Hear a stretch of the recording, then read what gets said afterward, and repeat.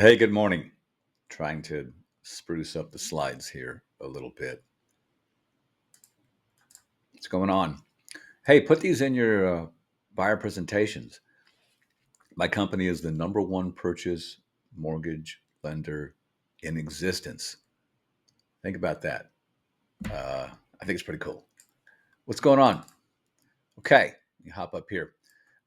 This morning, Monday morning, a China artificial intelligence company rocked the Nasdaq stock market when the Nvidia stock tanked based upon the progress and quality of China's AI company. This triggered what's called a flight to safety when people hop out of the stock market because they fear some kind of a crash of any size and purchase bonds and mortgage-backed securities. So when that happens, it kind of protects rates from going up. If it happens a lot, rates come down. The more people buy those things, mortgage-backed securities, the more the interest rates come down. That's what we want. Uh, Point two here, tariffs.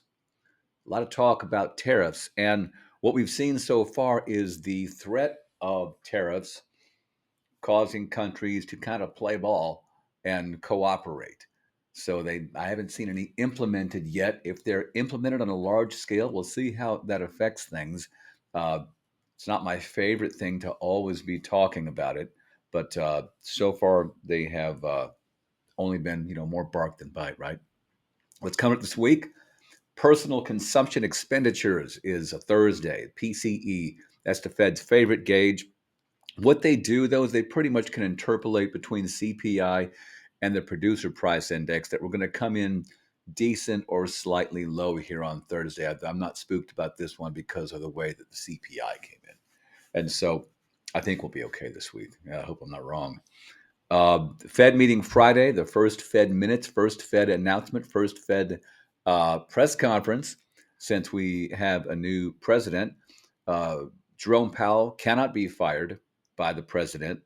And so his term goes well into 2026. So we'll see how that goes, right?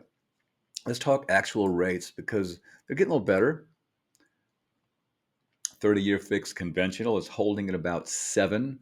I will text Heidi. Heidi, tell them if rates got better or worse since Monday afternoon. Thank you. 7% with no discount here. Low sixes, FHA and VA with no discount. So if you want to spend some discount or have the seller pay some discount, we're back into the fives, FHA and VA. USDA, the rate's a little higher, but the USDA monthly mortgage insurance is half of what FHA is. It's kind of a wash. So it's similar payment there. Jumbo, 7-year fixed, middle sixes, that really varies wildly, that stuff. Let's talk about some weird loans here. Okay, so this one here, the top one here is a bank statements 30-year fixed loan at 7%. Bank statements means they're self-employed. They wrote off too much on their tax returns. We can't use tax returns for income, so we go with an alternate document program. Give me 12 months of business bank statements. I'm going to add up all the deposits. I'm going to cut that number in half. That's your income. Sometimes we can cut it by less than half if the self-employed person doesn't have a lot of expenses like brick and mortar, supplies, trucks, things like that. 7% is not bad with no discount for an alternate doc loan. So that's pretty good to 20% down payment.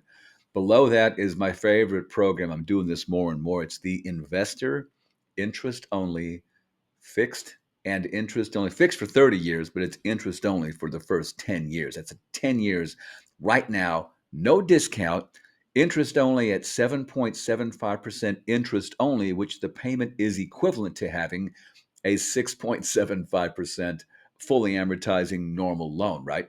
And you're just walking into cash flow with a situation like this, even with elevated rates and stuff like that. So what you would do is hop into this thing for the 10-year period as rates, if and when rates become better, when you can get a fully amortizing loan below 6.75 in those first 10 years, there's no prepayment penalty. You can hop out of this anytime if the market improves. It's a great way to get into an income producing property and combat some of the high rate environment that we've seen lately. Now, below that is the investor no income loan. For the investor, you can buy an investment property, no income, no tax returns, no pay stubs, no nothing. And it's a 25% down program over here. Costs a little discount because, of course, it does. And that one's rolling at about 8.125% right now. You can still cash flow at that. You can still, break even. It depends. It's property to property. You're going to see what happens. But if you can't prove your income quite yet, maybe if this income you're buying is going to be some of the income that you need to qualify for a normal loan, get in with the investor no income, get your documents in order where you can qualify for the one above it, then hop into, they can do purchases or refinances, hop into the investor interest only for a nice 10-year period. As the market hopefully calms down years from now significantly, then you can refinance that thing.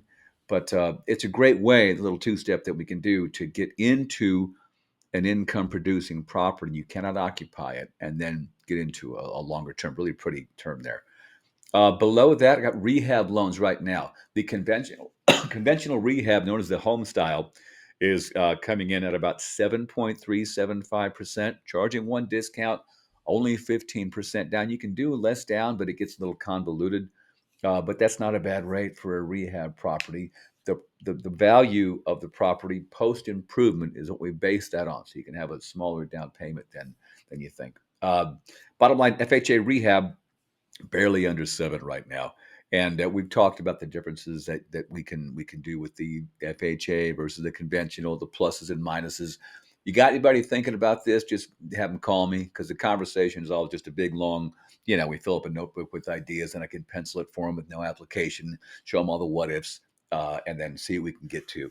But a third of your portfolio should be investment properties. A third of my portfolio is non-Berkshire. One third Salem, one third here, and then one third the street. But you got to think about this stuff. It's easy to do. It's easy to find people once they realize they can make money, and the rate's not going to be 8.5%. Uh, Give it a shot. Let's talk about this stuff. And thank you so much. Have a good day.